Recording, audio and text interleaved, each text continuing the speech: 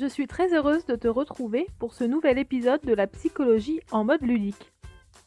Avant de commencer, je te rappelle que tu peux recevoir gratuitement la toute première nouvelle interactive dédiée à la gestion du stress en t'inscrivant sur le blog. Tu y trouveras un test de niveau de stress et des dizaines d'exercices et de conseils pratiques répartis en 6 thématiques. Un outil super ludique et informatif. Aujourd'hui, nous allons aborder les TCC, la colère et l'amour. C'est parti! Les TCC, ou thérapies cognitives et comportementales, s'intéressent aux souffrances visibles pouvant survenir dans notre vie. Certaines pensées et croyances que nous cultivons sur nous-mêmes au quotidien peuvent nous amener à développer des comportements handicapants comme des TOC, des phobies, des dépendances ou encore des dépressions. Les TCC sont ce que l'on appelle des thérapies brèves et sont conduites par des thérapeutes spécialisés. L'objectif est de développer, à l'aide du thérapeute, de nouveaux comportements en allant chercher quels sont les éléments déclencheurs des comportements que nous souhaitons modifier et en analysant les pensées intérieures qui accompagnent ces comportements handicapants. Une fois que le système de pensée et les réactions associées ont été déterminés, on élabore un nouveau système de pensée et on fixe de nouveaux objectifs visant à modifier notre comportement. Bien que la colère soit une émotion naturelle jouant un rôle très important dans nos relations avec les autres, les TCC peuvent être très efficaces pour apprendre à mieux gérer notre colère et nos peurs. La colère peut déclencher plusieurs types de comportements, allant de l'agression passive, comme ignorer une personne, à la violence incontrôlée.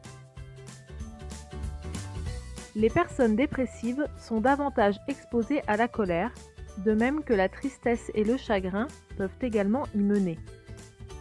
Nous avons tous expérimenté ce sentiment de cocotte-minute. Plus nous réfrénons notre colère, plus elle augmente et boum, nous finissons par exploser.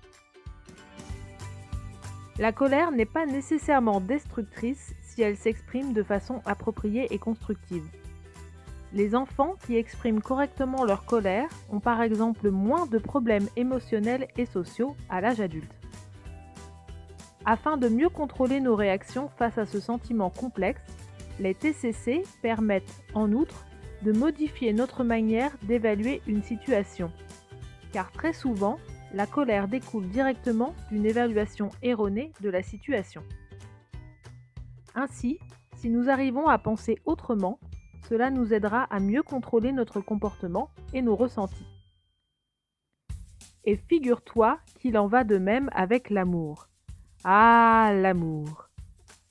Savais-tu qu'il existe jusqu'à 6 formes d'amour différentes? Le classement prend en compte les niveaux de passion, d'engagement et d'intimité. La première forme d'amour, c'est ce qu'on appelle la relation. Dans une relation, on trouve de l'intimité, mais pas de passion ni d'engagement. Par exemple, tu entretiens avec ton médecin ou ton thérapeute une relation. Tu peux partager avec lui tes pensées et tes émotions, mais il n'y a pas de passion ou d'engagement entre vous.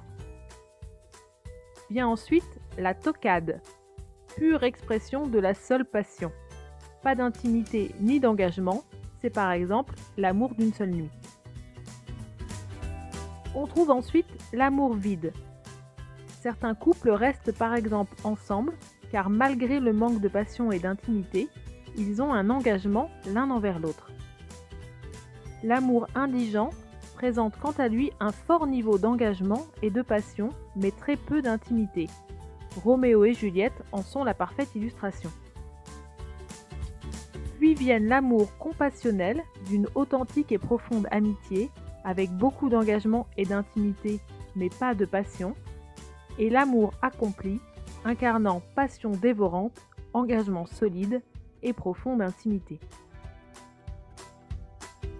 Nos relations amoureuses à l'âge adulte découleraient directement de nos attachements vécus dans l'enfance. Un enfant qui vit un attachement sain aura plus de chances de développer des relations amoureuses matures, basées sur un fort degré d'intimité et de confiance, et n'aura pas peur de l'interdépendance. En revanche, un enfant ayant développé un attachement ambivalent ou angoissé à ses parents pourra tomber amoureux trop facilement et rechercher dès le départ une proximité extrême et une peur démesurée de l'abandon. Enfin, un enfant qui évite les interactions sociales aura sans doute plus de difficultés à avoir des relations intimes à l'âge adulte. Nous développons très tôt des modèles d'amour sous la forme de schémas mentaux que nous révisons et consolidons au fil du temps, au fur et à mesure de nos relations avec les autres. Ces schémas déterminent notre façon de voir l'amour et nos attentes dans le cadre d'une relation amoureuse. On peut par exemple préférer l'amour de passage, sans attache et sans contrainte pendant un certain temps, ou encore rechercher avant tout l'indépendance en redoutant l'excès d'intimité, on parle alors d'amour frivole. Quel que soit le schéma que nous préférons, il convient de ne pas juger quelqu'un en fonction de son mode de fonctionnement. D'une part parce que son schéma résulte d'une succession d'étapes et de relations passées dont nous n'avons probablement pas connaissance puisqu'elles remontent jusqu'à la petite enfance, et d'autre part parce que ce schéma est en constante évolution. Au bout du compte, nous rechercherons tous probablement un jour l'amour serein, être à l'aise aussi bien avec l'intimité qu'avec l'indépendance, sans précipiter les choses. Et voilà, c'est tout pour aujourd'hui. J'espère que ce nouvel épisode t'a plu. N'hésite pas à laisser un commentaire et à rejoindre Zone de Boost sur les réseaux sociaux. À bientôt pour découvrir un autre concept de psychologie en mode ludique. Salut!